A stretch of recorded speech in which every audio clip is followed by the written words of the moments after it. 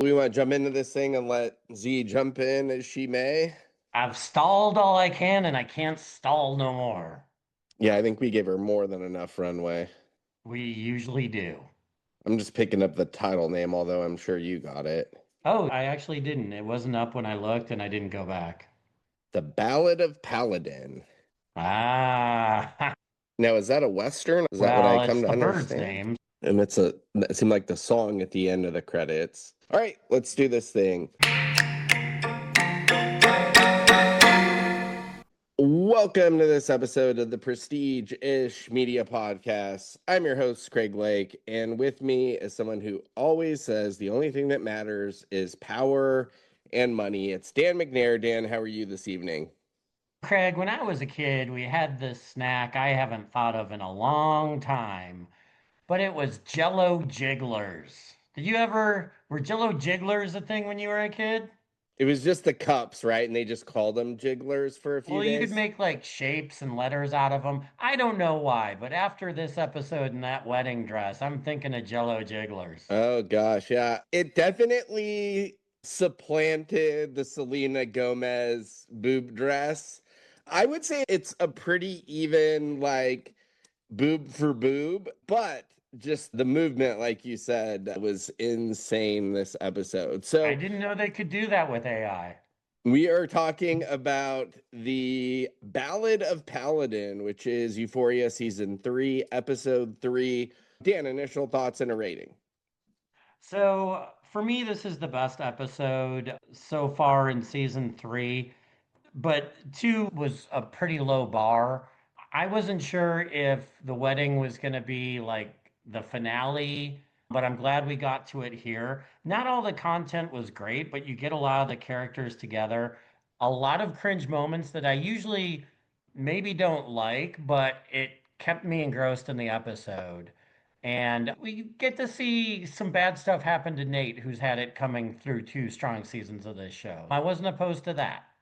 Yeah, I think some of the cringy stuff was more campy, like Father of the Bride Fair, maybe. It's even, I think Sydney Sweeney, Cassie's character, has done a great job portraying that character. And even in this episode, you see a wide range of emotions, but she's also playing it really big in spots. And so it's What part humorous. of her specifically was really big that caught your eye, Craig? It was more on me, but yeah, Did you pop your cork?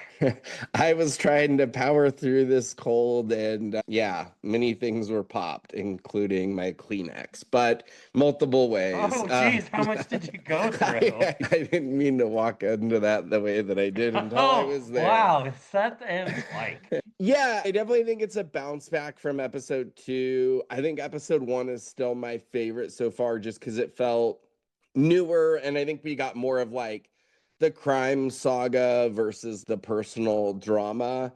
And once again, like Nate has played this season so differently that yeah, I really would have loved to have seen him get his toe cut off in season 2 or season 1, but it didn't feel as rewarding here as like when Fezco punched him in the face or whatever. Yeah, so I've got this. I'm gonna go like 7.6. I think I had the first one in 8. I was probably low sevens on the last one. I think that's about fair if I'm not gonna overrate it.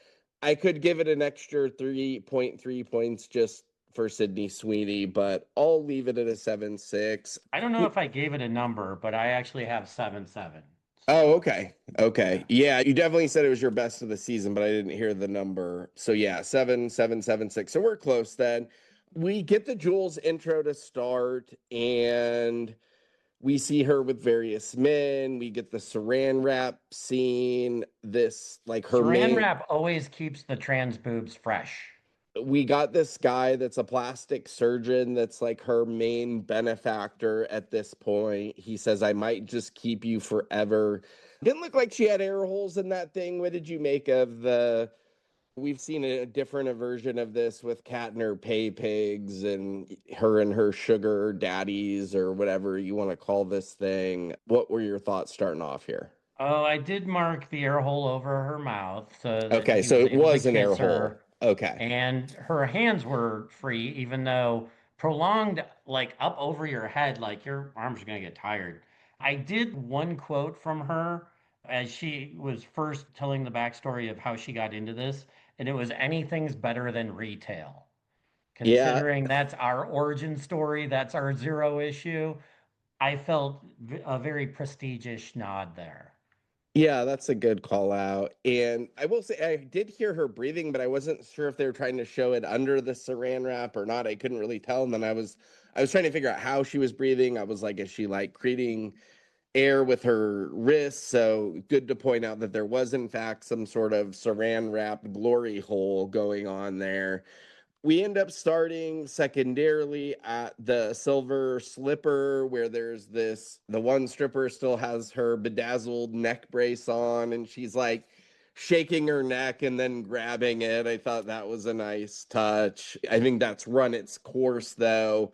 We end up in a back room that not only has snakes, but Rue is selling guns. And But only to Mexicans. yes, the I think that was going on more around the 10s and 11s and was more of a CIA operation, but who knows? But yeah, Rue is running guns to the Mexicans. Allegedly, we get her talking to Alamo, who calls her an employee of the month thing, and she talks about stacking to go legit in front of Alamo. And we already know from the previous episode that Alamo's a little funny with words and wording. So this didn't seem like it was going to go right away. Your thoughts on where we find Rue here? Yeah, there's a lot of minefields in his vocabulary. My goodness. You say the wrong word near Alamo and you get something shot off you.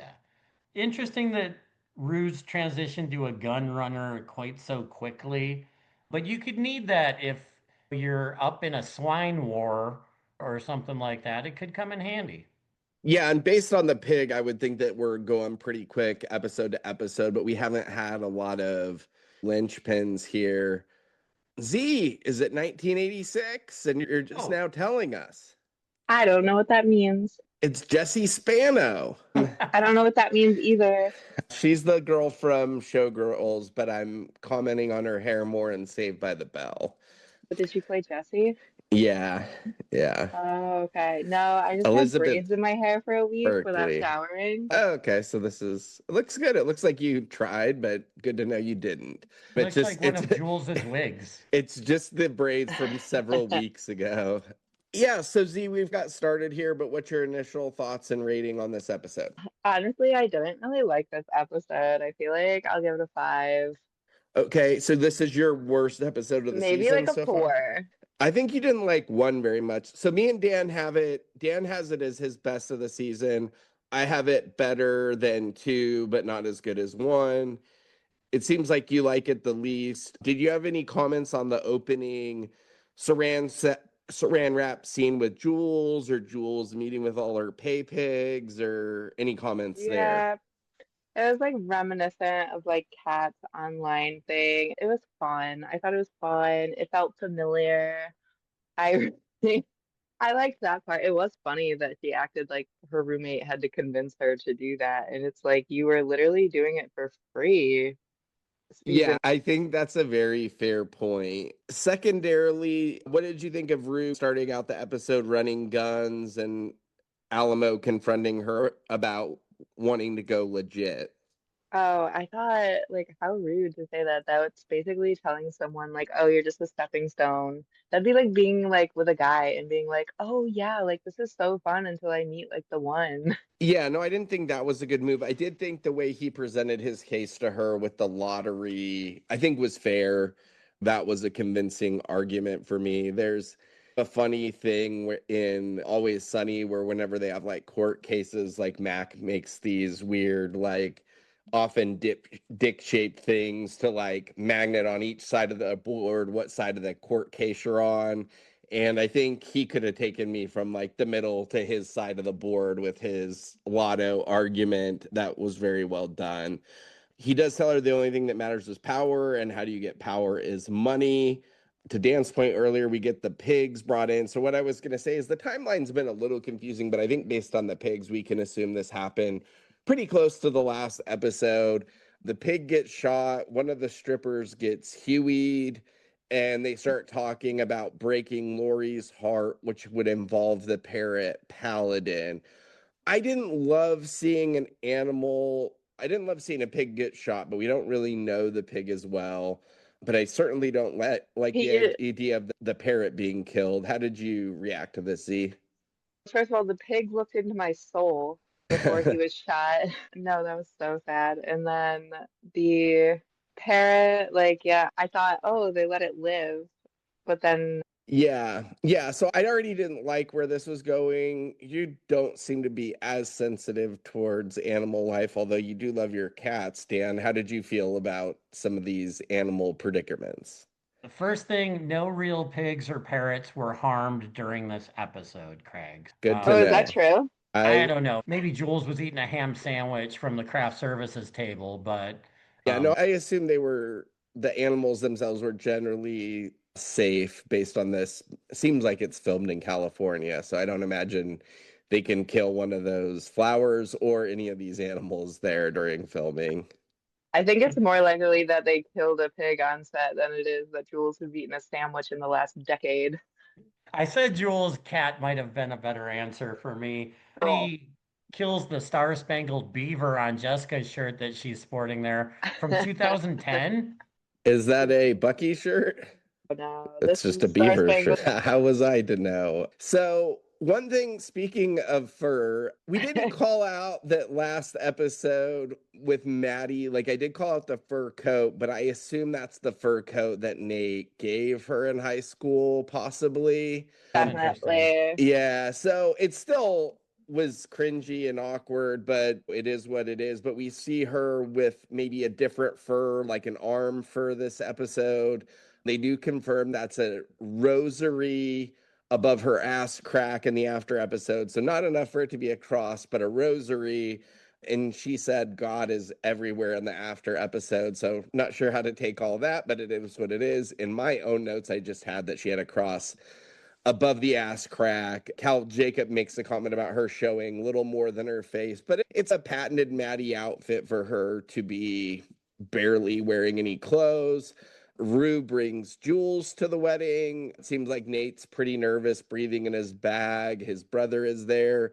Z, were you really nervous before you and Gary got married? Did he have to breathe in a bag?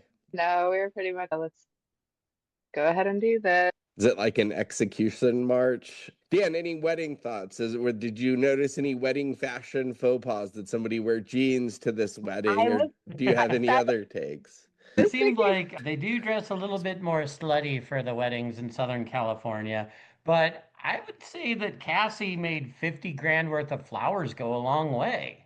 Yeah, I will say they said in the after episode she had 500,000 of Cartier jewelry that she loaned out for this episode. So the jewelry budget was pretty high. I'm surprised Nas didn't take a few flowers and like a side plate with him on the way out, but we didn't see him leave. I didn't know his name before, so when he comes up on the caller ID for Nate, I didn't put that together until later on. It did take me a minute, but then I was like, who else could it have been besides the funeral dude, like that we were introduced to? So that was ultimately where, but my brain had to go through a few wheel turns to get there. To that point, something else that I misspoke on or remembered last episode, Dan had correctly pointed out the Lexi and Dylan possible thing. And the quote from the first episode was when Lexi gave that director's note, there was like a narration that Dylan liked that about Lexi. So we haven't seen anything come to fruition there, but I'm guessing that's a good take based on that very slight context clue that we had gotten. Dylan Reed. I thought the mom, like in general, was pretty supportive, but the walking down the aisle was worse than the where Will Ferrell and Vince Vaughn and Old School. I would rather have them hype me up for a walk down the aisle than these guys. For those who haven't seen Old School, they're just basically telling him that he can still leave now. Z, what did you make of the mom's speech down the aisle?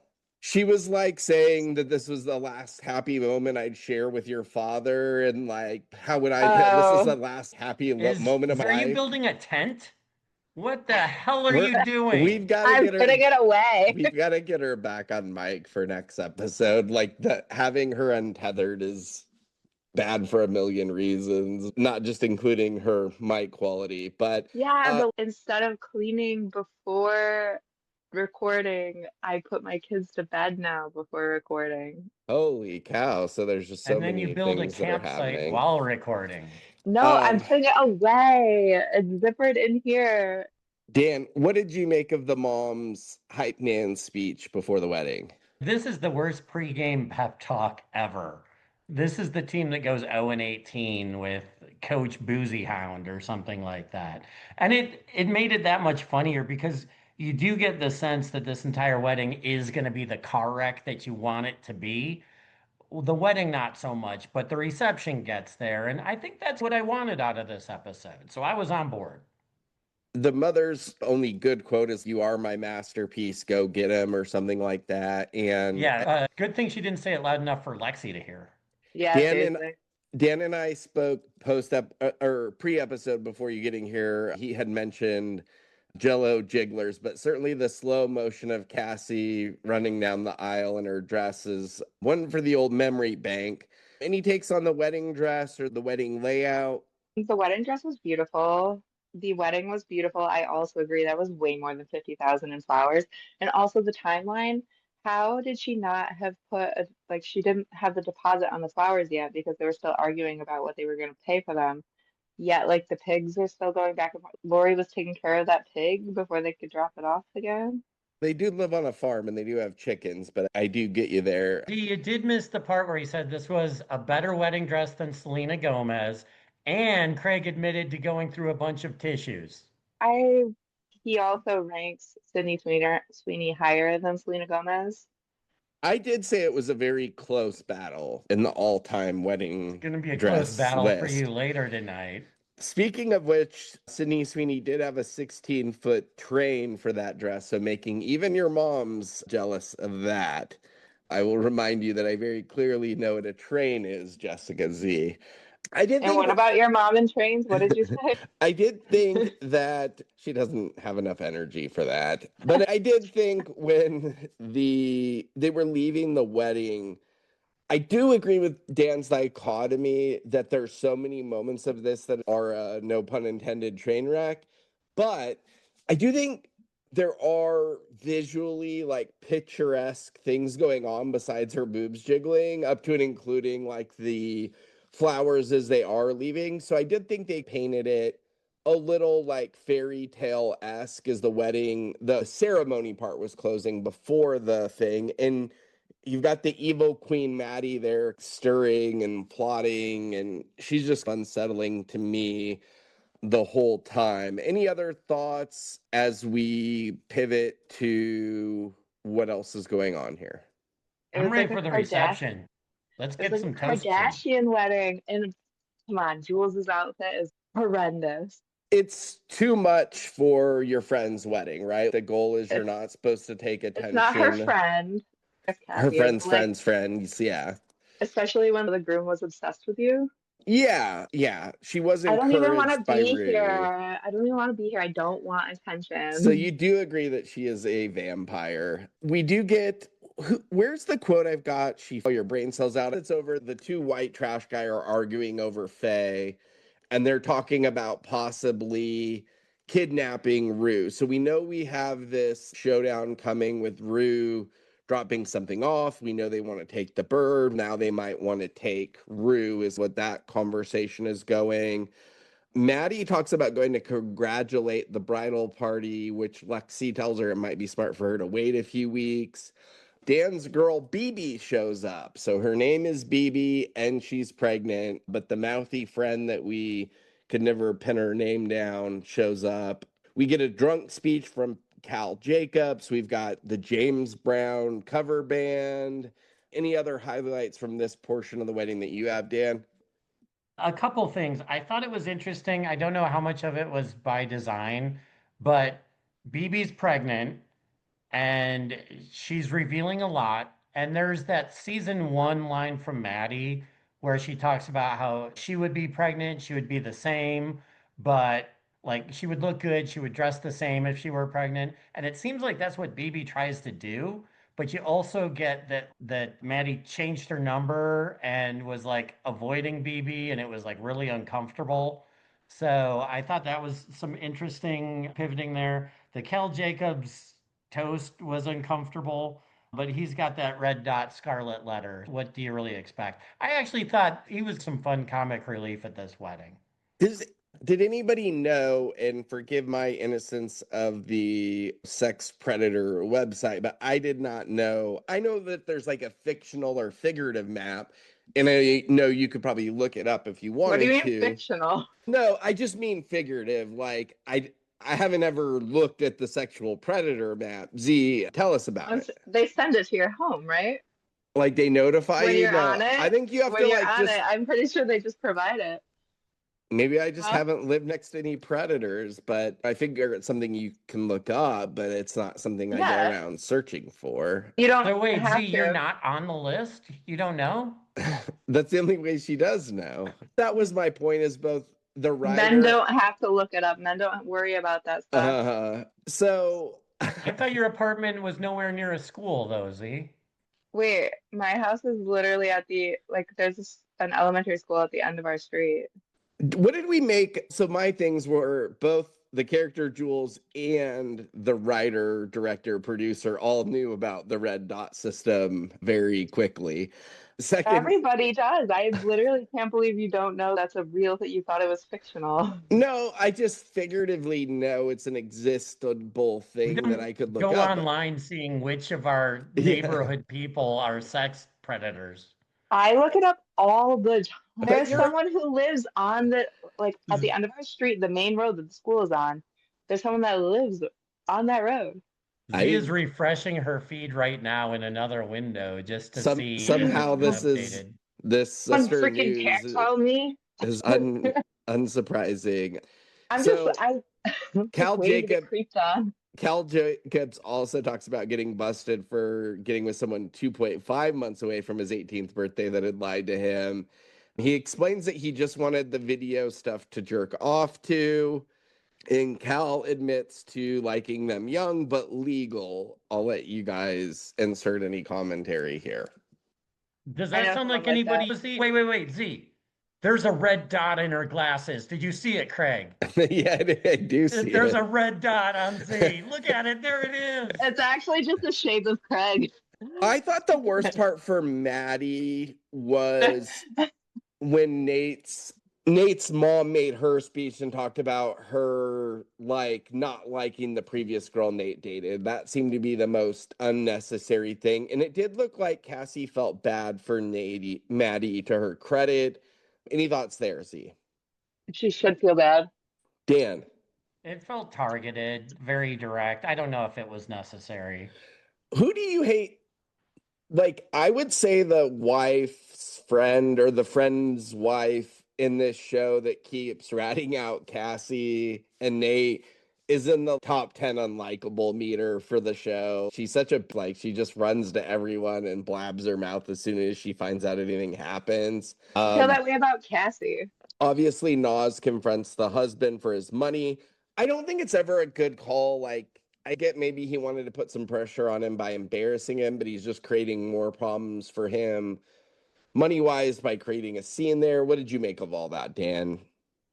I thought it was good drama. That's when everything clicked for me, and I'm like, "Oh, everything's gonna come due right here, right now at the wedding." And so you see the realizations and the ripple effects happen. So I got a kick out of it. There was some gas there. Anything from you, Z? No. I did think, as far as they mentioned the after episode, how the cast was really excited to have a lot of them in the same room and how all those scenes are usually exciting for them. So I'd bring up the infamous, like the carnival scene is one of the show's probably better scenes, I would say. And so I do agree that when you get most of them in the same room, that it does create a different suspense for the show and Lexi's maybe some of play it's had some of that better. energy. Yeah, I would agree. I would agree. But because we knew it was stretched out over 2 episodes, it didn't feel as that was the one thing for me that felt a little different. I forget even where in the season the carnival episode was, but I feel like it wasn't even the penultimate episode. And so No, you it didn't was like in the middle. so you didn't really know what was going to happen before or after when you're like running into a two-parter with the play where you're ending, obviously different on a rewatch versus an initial watch. But yeah, so we get a lot of this confrontation over the money coming up. Z, do you think it's fair for Cassie to not like being lied to about their financial position? She's like crying she doesn't want to be poor. What do you kind of make of all of this with Cassie? Is it fair or foul? I think she was like asking for details like that for a while, and Nate just, and she was offering her help, everything, and he kept her in the dark, and I do think that's unfair. Dan, your thoughts? As materialistic as this is a reflection of Cassie, it feels like false pretenses for Nate.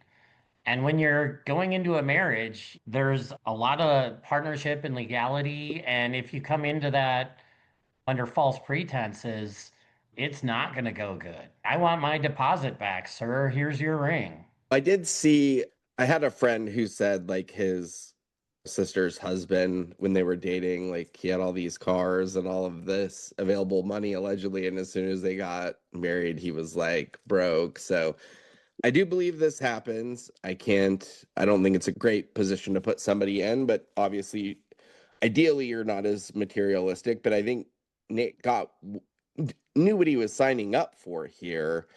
I Wait, so think you that Nate just hates flowers. Nate was in the wrong. That's There's what I'm this saying. I'm mythical saying flower that Nate, ruined his thing, and he's got $50,000 worth of these things.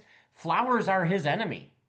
no, I'm agreeing with you, Z. I'm saying that yes, Cassie's being materialistic, but you don't go for that caliber of woman, or especially with the way Cassie She was, without was, knowing what you're getting yourself into. Go ahead. and she also offered to pay for them like to work for the money for to get them. Like she was going to help, but he convinced her that he was a successful guy that could do it on his own. You love who you love, Z. What did we make of the Jules and Nate scene? I don't know that this has ever been rewarding. Like it was an interesting plot point in season one, but there's so many of these different relationships. I think this is one. It's like, how do you really care about it? What do you think of this Nate and Jules dynamic, Z? I think he still is in love with her. And I think that she was curious and that's why she wanted to go. Dan. I was wondering what percent possibility there was that he was going to bang her on the balcony. Like 90. Good God. You guys are perverts. This show is messy, so it could go anywhere. Not that messy. Yeah, I just don't really care. Like, I can only care about so many relationship triangles you're throwing at me at once. We did hear from Lori as Rue descends on that property and finally talks to Lori. Lori's trying to get her back. We get a quote from her that's grass is always greener by the septic tank. That's true. What about the conversation that Rue has as she's driving to Lori's? Are you on septic? Yes, so we do. I'm not. Me neither. We do get the Fezco call, Dan. What do you want? What do you have on the Fezco call? I was hoping that Jessica could reenact for us because we couldn't really hear Fezco talking because the actor's dead. But Jessica Z knows everything that was said. I'm pretty sure she could tell us. I actually missed that. He was talking about escaping and parkouring. When did this what scenes were these was this between? Probably when you were putting your kids to bed, those scenes.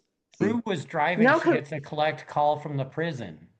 It took me extra. Okay, so that's who she was on the phone with. Yeah. I thought I heard her part of it. I did think it was like also to point out an interesting dynamic with the friend's wife, how she's, oh, that's why you're doing porno because your husband's broke. And she's just, no, I just wanted to do this, which was funny. That was the most Jessica Z moment. Not I that actually didn't know he was poor. Yeah. Not that Jessica Z does that exactly. Just I could see having a conversation with I literally her do nothing profitable. Yeah. But I also could see having a conversation with something weird she was doing, her being like, no, that was my choice. Gary had nothing to do with that part specifically. Like when I would mow the lawn with both like babies, wearing both babies. except I didn't have a choice. We did get the cork popping off in the eye, Sydney Sweeney causing both eye incidents this episode with both me and Nate. Craig blows another cork. Oh, I thought you were like crying from the wedding and that's why you needed tissues and stuff. No, it's really just because I've been a little stuffed up. But You caught that from me. I thought it was interesting that I thought we were going to get Nate freaking out finally. Like he talked about Nate, like the cork finally popping off, the brother, like trying to tell him it's an accident, but I know you're angry. And we never really we don't get the Nate cork popping off, but we get the series overbuilding with the situation with Lil Nas X or whatever. Any thoughts there, Dan? Not necessarily about Nate, but I thought the Lexi news was a little bit of It's how you realism. write another Hollywood director's daughter. This is so lame, but Lexi is a Wait, her virgin. being a virgin. Of Yeah, course. this is so lame. Like, what did you think? When would it have happened? They're Anywhere in 5 years the post high 5 years we school. haven't seen. They showed you that she was always at work, and who was at work? No one that she could have done. I Dylan work- Reed. Yeah, I don't buy any of this. What do you mean? You think her and Fesco really did do it before? No, He goes for She conjugal wa- visits all the time. Dude, they would have done it if he went to her play. probably. Yeah. We do get so Rue finally gets to the house. She's followed by fake skinny Ludacris or Andre 3000 or whatever is going on here. No Marshawn Lynch this episode, right? They didn't want to pay him this episode. But we get this conversation about cowboys and the Indians and the civilized man versus the savage and how Skinny Ludacris considers himself a cowboy. We get this tense exchange where he ultimately poisons Paladin. I thought maybe this scene was more talking about the scene that comes right after it with Nate getting his toes cut off, because that seemed to be a pretty savage and brutal incident. I didn't know exactly what the show was doing here, but that's what I was processing in my head. What did you think of this Rue scene? And then it's immediately followed by the Nas scene with Nate. That's pretty gruesome. So I don't know that the kidnapping Rue plan is off the table. So I thought that was weird. I actually thought this was the best we've seen of anorexic Ludacris. I thought he was pretty cool through getting checked for weapons, down to his interactions with Lori, even the way that he killed the bird. Like he was Joe Smooth. Do it. He put a So pill in the water. Is yeah. Lori dead? What? Go ahead, Dan. So anyway, like he's a little slow to grow on you, but I thought that was a good episode for that character. I'd separated it from the following scene when Nate and Cassie get home. And Nate has really gone from the big bully on the block, like breaking into the dude's place and beating everybody up, to just he can't climb stairs without getting himself beat in. I don't know. Yeah, it feels like a totally different character. I did hear in the post episode, Jacob Elordi basically said that the first 2 seasons, he kept telling himself not to smile. And in this episode or this season, he kept telling himself to smile no matter what's happening. So I don't know if that's part of where the break comes from, but I think it's more than just that. But I did think that was like an interesting actor note in the after the episode. And when I hear something so specific about cowboys and Indians and civilized man versus the savage, I'm just trying to look for a payoff now. It may be more of a seasonal thing to look at, but like the episode name is like the Ballad of Paladin. It closes with that song. It reminds me a little bit of there's an episode of Breaking Bad, and I think the title is called La Familia Es Todo, but that's like a big flashback episode we got. And so if I'm looking for a theme, I'm just trying to figure out how I would tie this together. And that scene was just one of the most savage things I think we've seen on the show to date when he gets his toe cut off. I don't know that we've seen a lot of shocking things on this show, but what have we seen that's more shocking or gruesome than that? Z? Cal having sex, okay, that can be up there. That's on the board, certainly. Dan, anything from you? This is as gruesome as Oh, this show gets. I think Yeah, I like don't have a top five in that category, but I actually thought it was funny that Cassie's there bawling her eyes out on her wedding night while Nate's head is like thumping steps down directly behind her. There was some comedic intent delivered, even as gruesome as it got, which made it a lot more palatable for me to watch. Yeah, I do think it was both things at once. And once again, I think she's making really good choices as an actress this season. But I would say it seemed almost like infantile, like the way a baby would cry over something. And also, there was no concern for him in this moment as he is getting the beat out of him. How did you take that scene, Z? I would cry the same way. We went to some award ceremony to accept an award for our podcast, and then we're like hanging out after, and someone cut your toe off, I would cry the same way. I'd be so scared. You can't do anything. So if you're Yeah. gonna leave. Yeah, it wasn't good because she did, to the point of what I'm saying, she did try to go towards him immediately and was like, had her head thrown into the ground. So at that point, she probably feels pretty helpless in this situation. So I think that's a Re- fair note. If it was me and they were like going to cut my pinky toe off, would you be like, no, do the big one? I'd be like, can you just shave it down a little? Do the big toe too at least. Which Even them one of the out. six Oh, on Z? God. Just do all of them. Yeah, I Don't think stop there. You're like halfway dead. they're cutting them off, and that's when I'm getting out the old jerkin curtain. So, yeah, I did think we also, as this is going on, we get the end of the episode with Rue where she's being pulled over, but it's actually the DEA. So I did think we were going to get a kidnapping scene, but the guy identifies himself as a federal agent. So I think that takes that off the board temporarily. See? If I was a kidnapper, I would also identify myself as a DEA agent.